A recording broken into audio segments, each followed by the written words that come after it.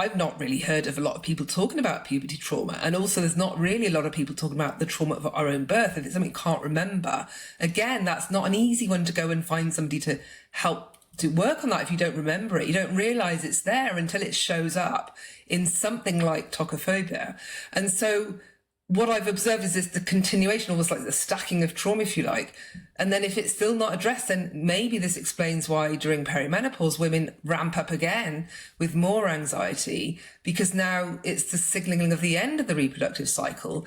And the nature of our reproduction system is just bringing all of this and churning it through as our body is changing. We're not in control of our body changing. Hormones, we don't know. changing Hormones everything. are throwing in. I mean, hormones are the great amplifier. So if you're not comfortable, if you're anxious, they're just going to really ramp that up. And so we've got all of these changes that are happening to our body, and we're not in control of that. And that is the biggest, most common theme I find with women who have fear about birth, and whether it's tocophobia or even just mild or moderate fear, is the loss of control. They don't like the idea of not being in control. And especially when you've got A-type women, high achieving, high performing women that may be corporate, and they really struggle with birth and pregnancy because they're not in control.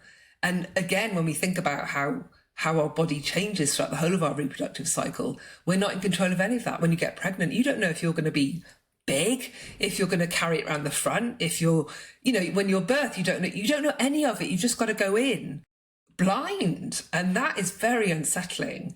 But also when you're born and you go down the birth canal, you're being born, you don't know anything there either. You don't know whether these contractions are going to be too much. You don't know. So a lot of that is seeded at these very, very early experiences. And the reason why tocophobia is so visceral is especially I find that in those that have got that trauma of their own birth, is because it literally is in the fabric of your body and your fascia.